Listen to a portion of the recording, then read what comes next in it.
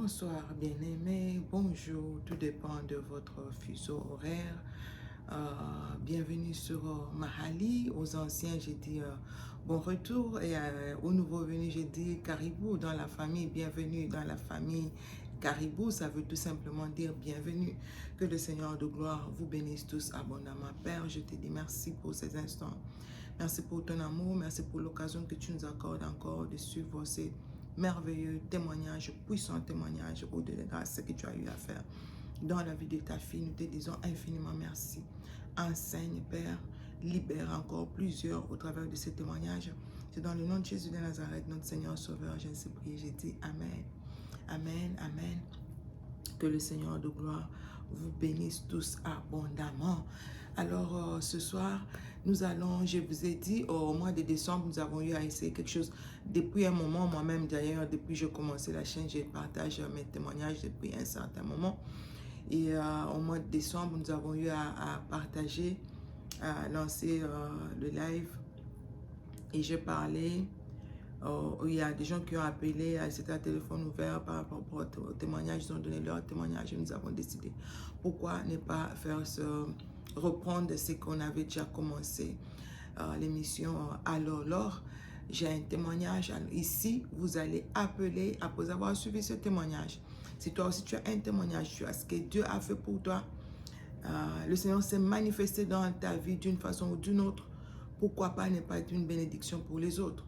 Envoie-nous ce témoignage au numéro qui sera affiché et tu peux garder l'anonymat et ça sera pour la gloire du Seigneur. Tu vas juste nous envoyer ton témoignage au numéro qui sera affiché et nous allons prendre soin de cela. N'enlève pas des détails, laisse le témoignage tel qu'il est, ne modifie rien.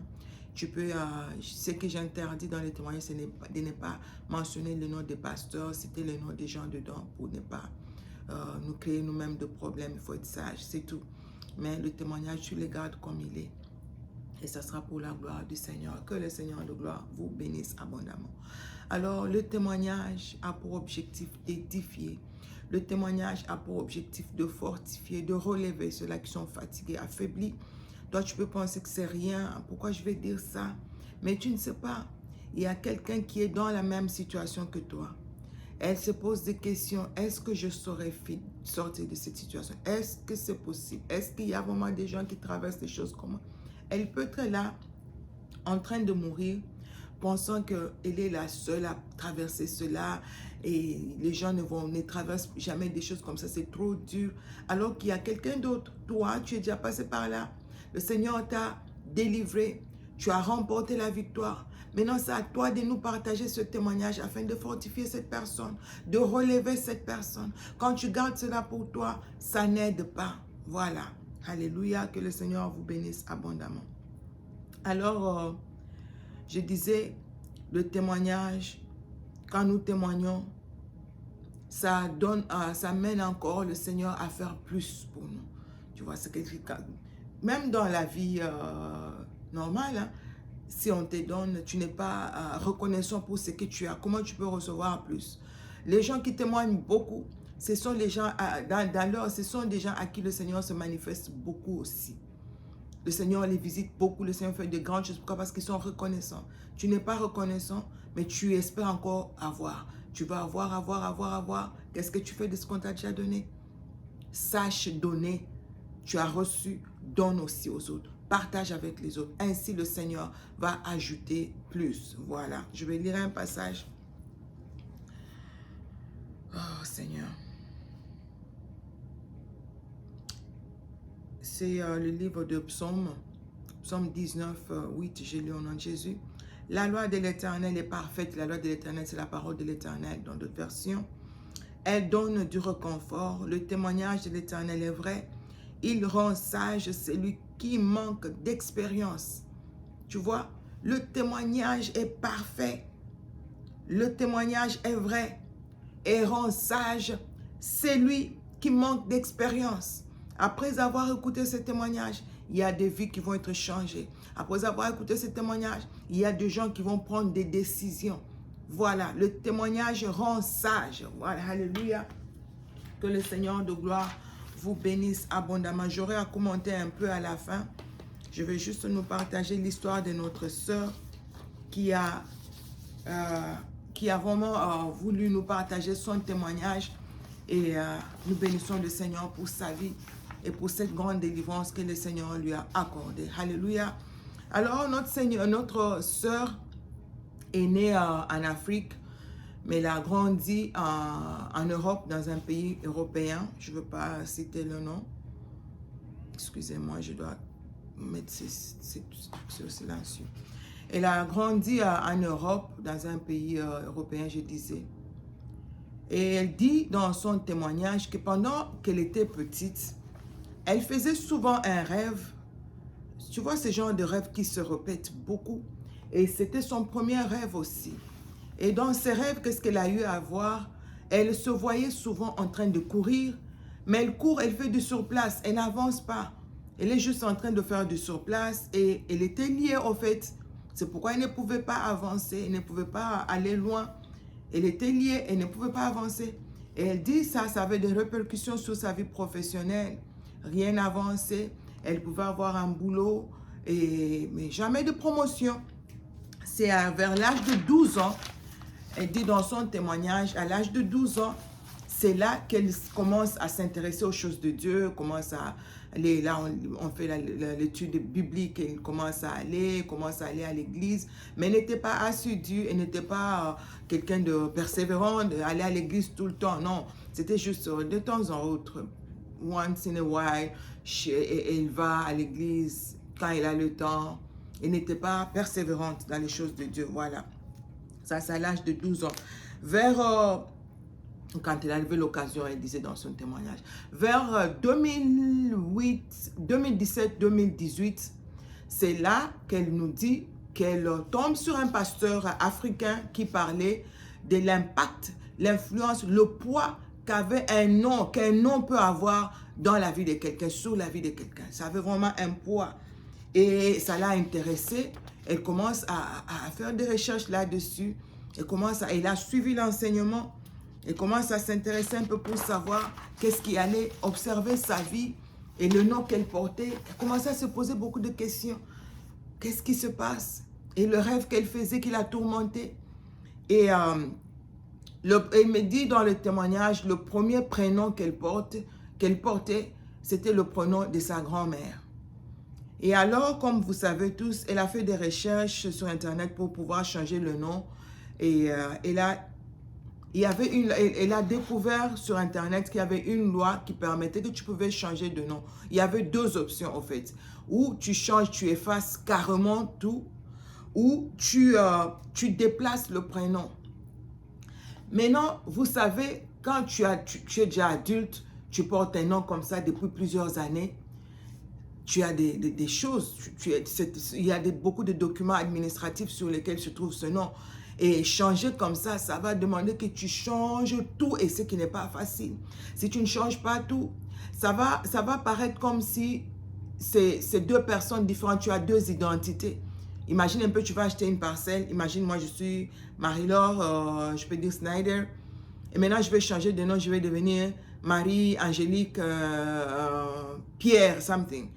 Et maintenant, quand tu vas acheter la parcelle, on va dire que ce n'est pas la même personne. Là, c'est Marie-Angélique. Ici, c'est Marie-Laure. Tu vois un peu? Donc, elle était obligée d'opter pour l'option de déplacer le prénom. Et dans l'option de déplacer le prénom, on te donne l'option de mettre le prénom en dernier. Alors, elle, comme le prénom de sa grand-mère, c'était le premier nom, et le reste de noms, c'était des noms français. Elle a carrément décidé de changer de position. Mes frères et sœurs, non, Dieu est merveilleux. Elle est là seulement, elle n'a même pas changé de nom, elle a juste changé de position. Elle a pris le nom de la grand-mère, qui était en première position. Elle a mis le nom en dernière position, le prénom en dernière position. Elle a gardé d'autres noms. C'est tout ce qu'elle a eu à faire. Et je pense que je suis en train vraiment de tout dire ici. Ah, Seigneur, que Dieu nous fasse grâce. C'est tout ce que je venais de dire là, c'est toutes ces pages. Et le juge lui a accordé cela et juste de déplacer le nom. Et en 2019, elle refait ses papiers passeport, carte d'identité et surtout le nouvel ordre que le juge lui a accordé. Ça, c'était en 2019. À partir de 2019, après cette inversion de nom sur plusieurs documents, elle ne mettait plus le nom de la grand-mère. Là, elle a inversé le nom de la grand-mère vient maintenant en dernière position, 2019, et tous les documents. C'est là qu'elle remarque un changement extraordinaire dans sa vie. Juste l'inversion. Elle n'a pas changé. Elle est là seulement inversée. C'est très grave. God have mercy on us. Que le Seigneur nous aide. Moi, j'avais déjà commencé à travailler sur cette histoire de nom depuis. Ah, Jésus, aide-moi. C'est là qu'elle commence à faire beaucoup de rêves de délivrance. Tu vois, quand elle portait le prénom de la grand-mère, le nom était en première position, comme je vous disais, elle rêvait toujours, elle faisait du surplace, elle était liée, rien n'avançait. Au boulot, pas de promotion, tout tournait en rond, sa vie était pas vraiment bien. Et quand elle inverse, commence à faire les rêves de délivrance. C'est quoi un rêve de délivrance? Les rêves de délivrance, c'est le genre de rêve que tu fais. Ce n'est pas tu vas à l'église, un pasteur t'impose les mains, chasse les démons, tu tombes et puis non. Les rêves de délivrance, c'est le Seigneur lui-même qui te délivre. Tu pries. Deux fois, tu n'as même pas prié. Ce sont des prières que tu as eu à faire il y a longtemps et le Seigneur t'exauce. Tu pries, tu vas dormir. Tu vois, moi j'ai déjà été opéré en rêve. Tu vois des infirmiers exactement comme on les fait pendant la journée. On t'opère, tout ça là. Ah, en rêve. Et des fois, je me souviens une fois, j'ai eu une expérience comme ça. Je me suis réveillée épuisée. C'était vraiment réel. On m'a opéré en rêve. J'ai vu des médecins, j'ai vu le docteur, des infirmiers. Et puis je me réveille en rêve. Et elle dit, elle a commencé maintenant à faire des rêves de délivrance. Les rêves de délivrance, c'est des rêves où tu te vois, tu vomis des choses en rêve. Ce n'est pas mauvais. Moi, avant, je voyais ça, je chasse les démons, je pleure. Seigneur, c'est quoi ça? Oh, c'est Dieu qui est en train de me délivrer. Tu peux voir des choses sortir de ton corps, tu peux vomir, tu peux voir. Il y a beaucoup. Mais elle, maintenant, ses rêves de délivrance, qu'est-ce qu'elle voit? Elle a eu toute une série de rêves de délivrance après inversion de nom. Une chose, elle voit dans le premier rêve de délivrance, elle voit une chose à la cheville et elle-même, elle a arraché ça en rêve. Vous vous souvenez, quand on a commencé son témoignage, qu'elle se voyait liée aux pieds et ne pouvait pas avancer. Maintenant, dans le rêve, après avoir inversé le prénom, elle voit qu'elle a arraché quelque chose à la cheville. Elle se réveille. C'était le premier rêve de délivrance. Son deuxième rêve de délivrance, elle voit qu'il y avait une tige enfoncée dans son visage. Elle a tiré la tige. Le visage là, c'est toute une destinée. Tu es là. On a mis le masque, on a mis quoi sur le visage, on ne sait pas. Elle a vu, elle a enlevé. Tout ça, c'est dans le rêve. Quand je vous dis, la vie est spirituelle. Dans un autre rêve, elle avait quelque chose enfoncé dans son doigt et elle l'a retiré. Donc, ce sont des rêves de délivrance comme ça qui se sont enchaînés et ne faisaient que faire des rêves de délivrance. La répercussion de tout ça se manifestait maintenant physiquement. Étant qu'un jour elle a reçu, la répercussion de tout ceci était qu'un jour elle a reçu quelque chose, toujours en rêve. Elle rêve qu'elle avait reçu quelque chose de très, c'était vraiment très beau au travail.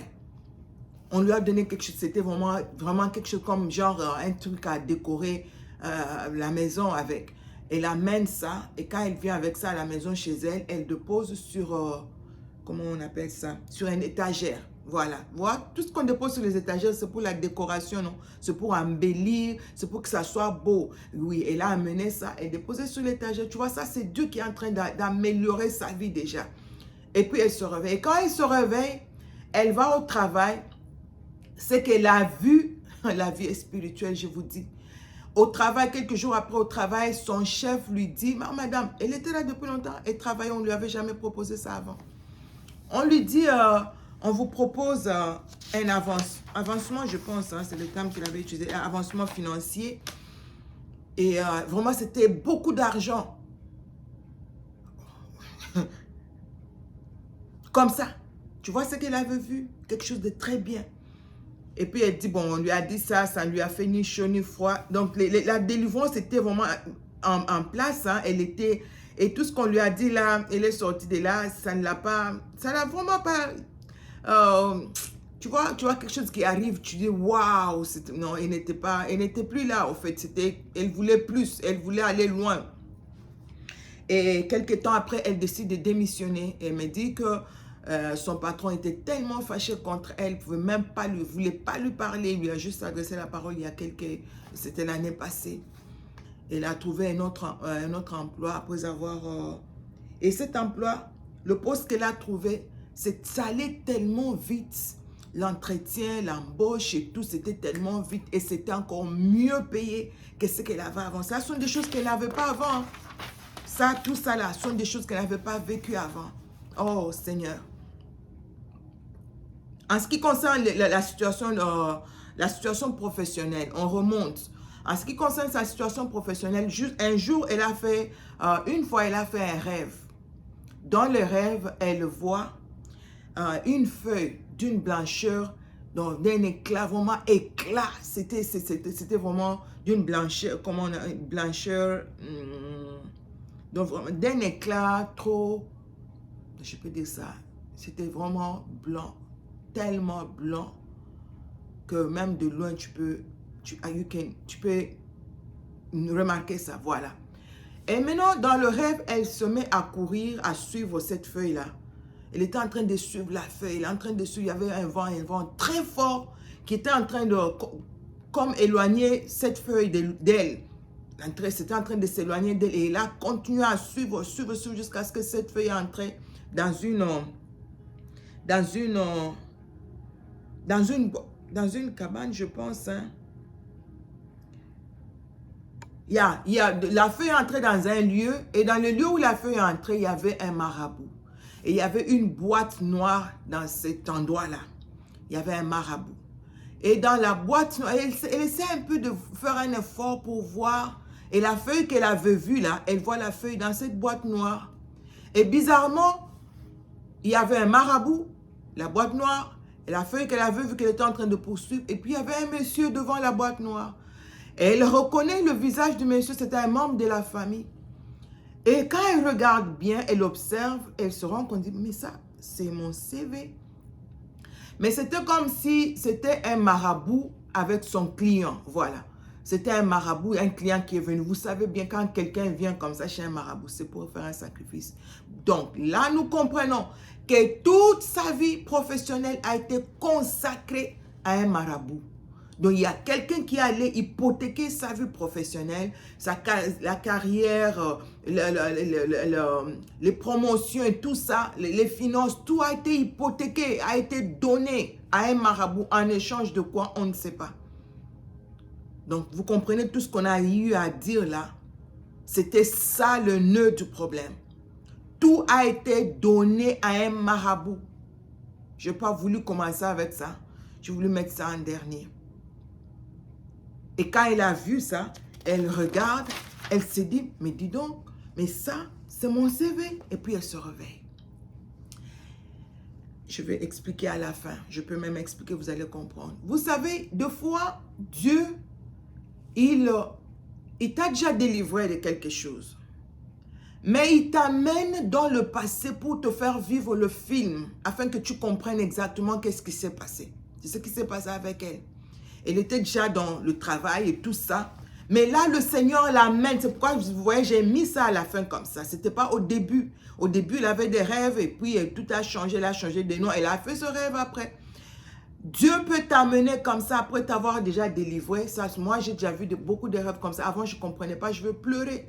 Le Seigneur t'amène. Ce n'est pas que tu traverses encore cette situation. Il t'amène dans le passé juste pour que tu comprennes un peu ce qui a été fait. Qu'est-ce qui s'était passé exactement. Elle a compris que sa promotion était hypothéquée, sa promotion était vendue, sa promotion a été donnée à un marabout. Voilà.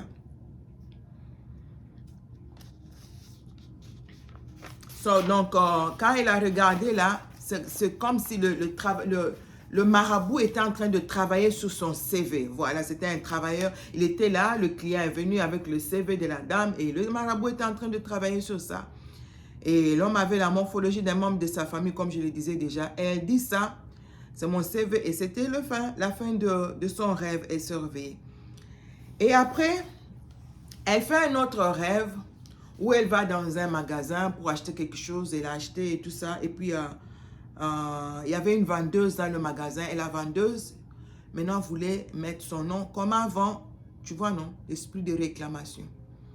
Et quand elle voulait mettre, elle voulait écrire le nom de la dame, elle avait écrit, je pense, elle était très fâchée, notre soeur qui donne le témoignage, elle était tellement fâchée.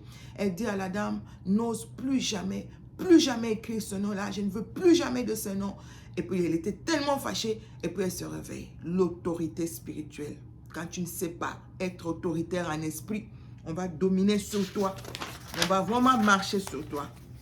Et on n'a pas écrit le nom de sa mémé sur le reçu. Voilà.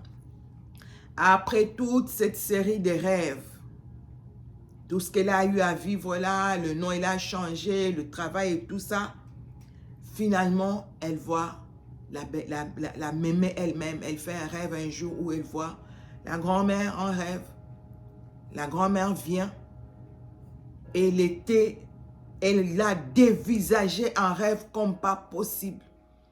Elle était tellement fâchée, elle était comme un chien enragé. Elle était tellement en colère contre elle, elle dit, mais c'est pas possible. Elle voulait même pas parler à sa petite fille, elle voulait même pas la régler. Elle était juste en train de la dévisager, elle était tellement en colère contre elle, très fâchée. Et pour conclure, vous pouvez comprendre que le nom a vraiment un poids sur la vie de quelqu'un. Et notre sœur me dit, sœur Laure, depuis ce jour, après tout ce que j'ai eu à vivre comme rêve, tout ce que j'ai vécu, ma vie n'a plus jamais été la même. Elle dit la vie qu'elle vit maintenant, il y a seulement 5 ans. Et la vie qu'elle avait avant, c'est la nuit et le jour. Rien à comparer. Tu ne peux même pas comparer les deux vies. C'est la nuit, c'est deux choses totalement différentes. Ça m'a choqué. Elle n'a pas changé de nom, elle a juste déplacé. Donc, et là, tu vois, quand tu déplaces, c'est comme si tu minimises. Tu vois, l'autorité là, le pouvoir que ce nom-là avait, numéro 1, dominé, first, bloqué. Ah, elle a aussi dit quelque chose dans son témoignage. Le nom de sa grand-mère signifiait something like, elle a essayé un peu de traduire ça en français. Elle a envie d'attraper ou elle a envie de prendre. Comprenez un peu ça. Elle a envie d'attraper quoi? Elle a envie de prendre quoi? Donc elle avait tout pris de sa vie. Elle avait attrapé. C'est pourquoi elle se voyait dans les liens. Elle ne pouvait pas marcher. Elle ne pouvait pas avancer. Elle ne pouvait pas. Parce qu'elle était attrapée. Elle était liée. Elle était condamnée. Mais là, comme elle lui a la valeur, l'honneur qu'il lui avait donné d'être numéro 1, elle a enlevé juste cela. Elle a mis en dernier. C'est tout ça qui a changé sa vie totalement. Oh, que le Seigneur de gloire te fasse grâce. Essaie un peu de faire des recherches sur le nom que tu portes. Et prie, demande au Saint-Esprit de t'aider afin que tu comprennes ce que tu dois faire. J'ai eu à vous dire, si plusieurs fois, je le dis souvent, la vie est spirituelle. Si tu n'es pas à mesure de remporter la victoire en esprit, tu ne vas jamais remporter cette victoire physiquement. Vous voyez, tout s'est fait spirituellement. Il a fait quelques changements physiques et ça a affecté le spirituel. Elle a commencé à recevoir sa délivrance spirituellement. Il n'y a pas un pasteur qui a prié pour elle. Il n'y a pas une prophétesse qui a prié pour elle. C'est elle-même et la révélation que Dieu avait donnée. C'est pourquoi quand tu suis un témoignage, suis un témoignage avec l'oreille spirituelle. Tu t'assieds là, tu dis Seigneur, ouvre mon esprit afin que je comprenne ce que je dois faire ici. Que je puisse recevoir ma délivrance. Enseigne-moi au travers de ce témoignage. Ne sois pas là en train de suivre le témoignage. Tu es au téléphone avec les amis. Ma copine. Il y a des éléments qui te passent. Le diable amène la distraction. Il y a quelque chose qui a été dit dans ce témoignage. C'est seulement cette partie-là qui allait t'apporter la délivrance. Et tu as raté ça parce que tu étais la copine au téléphone. Suis un témoignage avec une oreille spirituelle. Entends attentivement et prends de bonnes décisions. Sache quoi faire. Les grandes victoires, les plus grandes victoires, ça se remporte toujours spirituellement. Tu les remportes d'abord la nuit. Tu le remportes d'abord en esprit. C'est là que tu vas voir cela se réaliser. Alléluia. Oh, que le Seigneur de gloire vous fasse grâce. Sa vie a totalement basculé. Elle a totalement basculé. Tout a changé. La vie qu'elle mène maintenant, elle me dit, n'a rien à voir avec la vie qu'elle avait avant. La vie est spirituelle. Tout séjour en esprit. Essaye de voir qu'est-ce qu'il y a, qu'est-ce qui a été fait. Prie, demande au Seigneur de te révéler ces choses. Le nom que tu portes, le nom de ton père, le nom de ta mère, le nom de ton homonyme, je ne sais pas, tu as porté le nom de qui. Essaye de revoir toutes ces choses. Ce sont des petites choses que nous négligeons, qui nous coûtent cher. Et tu ne sais pas. Alors, je voulais juste vous partager ce témoignage. J'espère qu'une âme sera bénie. Une vie sera délivrée, changée, transformée. Au nom puissant de Jésus de Nazareth. Si tu tombes sur cette vidéo que tu n'as jamais donné ta vie au Seigneur, je te demande de le faire. Tu n'as jamais accepté le Seigneur de gloire dans ta vie. Je te demanderai de le faire. Il est très important de te positionner. Nous sommes arrivés au moment où chacun doit se positionner. Qui veux-tu servir? Il n'y a que deux maîtres. Le maître, le créateur de l'univers, et Satan, le prince de ce monde. Tu dois choisir qui tu veux servir. Tu veux servir le diable ou tu veux servir le Seigneur Jésus. Alors, c'est à toi de faire le choix ce soir. Que Dieu vous bénisse abondamment. Alors, continuez à vous abonner. Continuez à partager nos témoignages, nos vidéos avec les autres, afin qu'une vie soit changée, transformée, restaurée. C'était un plaisir de partager ce témoignage avec vous. Et j'espère que notre sœur sera... j'ai pu quand même essayer de dire l'essentiel, ce qui était plus important. Je pense que cela pourra t'aider, pourra ouvrir ton esprit afin de prendre de bonnes décisions. Que le Seigneur de gloire vous bénisse abondamment. Peace and grace.